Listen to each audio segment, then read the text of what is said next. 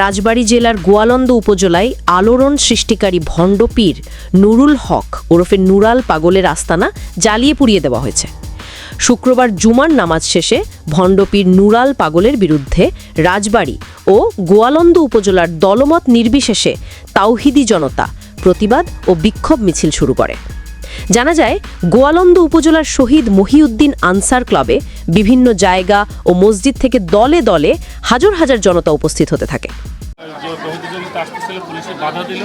বাধা দিলে জনতা আর উত্তেজনা হয়ে গেল, তখন নিয়ন্ত্রণের বাইরে চলে গেল। আমরা সেটাকে নিয়ন্ত্রণ করতে পারি। আমার তৎপররা সঙ্গে সঙ্গে মোনাজাত করে আমার প্রোগ্রাম শেষ করে দিচ্ছি। এদের সাথে পরামর্শ করছি আমি এটাও যে কী করা যায়, এটা শান্তভাবে শেষ করে দেওয়া যায় কিনা। তো পিওনো স্যার এবং ওসি স্যার ওনাদের সাথে আলোচনা করছেন। ওনাদের সাথে কথা ছিল এই পর্যায়ে যে আমরা শান্তভাবে প্রোগ্রাম করে শেষ করে দেবো। আর ওনারা ওনাদের দায়িত্ব নিশ্চিত, ওনারা ওটা ওই যে সমস্ত বিষয় আছে ওখানে ওই মাজার নিচু করে দেবে, ওনারা সেগুলো কাজ করতেছিলেন। ওনারা সেই সমস্ত কাজ করতেছিলেন। আমরা ওনাদের কাজে আরও খুশি ছিলাম। আমি অন্ততপক্ষে আমরা খুশি ছিলাম যে ওনারা কাজ করতেছেন। হ্যাঁ, আর যে প্রোগ্রামটা করার কথা ছিল ওনারাও অনুমতি দিচ্ছে যে এইটুকু করে না। হ্যাঁ, প্রশাসনের পক্ষ থেকে টিউনো স্যার অনুমতি দিয়েছিলেন, ওসি স্যার অনুমতি দিয়েছিলেন। হ্যাঁ, মিছিল না করতে দিয়েছিলেন, আমরা মিছিল করবো না, এটা আমাদের কমিটমেন্ট ছিল, সবার কথা ছিল একটাই। এক পর্যায়ে তাওহিদি জনগণ ক্ষিপ্ত হয়ে প্রশাসনের উপর হামলা চালায় এবং প্রশাসনের গাড়ি ভাঙচুর করে। পরিস্থিতি নিয়ন্ত্রণে আনতে ব্যর্থ হয়ে প্রশাসন তাদের ক্যাম্পে ফিরে যায়, কারণ হাজার হাজার মানুষের ভিড় সামলানো তাদের পক্ষে কঠিন হয়ে পড়েছিল।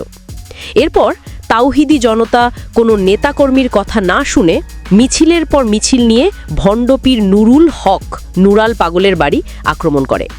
বাড়ির সমস্ত দরজা জানালা ভাঙচুর করা হয় এবং কিছু কিছু জায়গায় আগুন ধরিয়ে দেওয়া হয়। এ সময় পীরের ভক্তদের ওপর কঠিন মারধর করা হয়। অনেক ভক্ত পালিয়ে নিজেদের জীবন রক্ষা করেন এবং অনেকে আহত অবস্থায় গোয়ালন্দ উপজেলা স্বাস্থ্য কমপ্লেক্সে ভর্তি হন।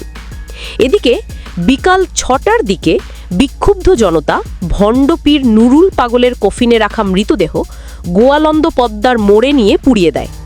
হাজার হাজার জনতার এই উন্মত্ততায় পুলিশ বাহিনী এমনকি সেনাবাহিনীও ব্যর্থ হয় পরিস্থিতি নিয়ন্ত্রণে আনতে। ঘটনার পর উপজেলা নির্বাহী কর্মকর্তা এবং জেলা প্রশাসক উক্ত জায়গা পরিদর্শন করেন।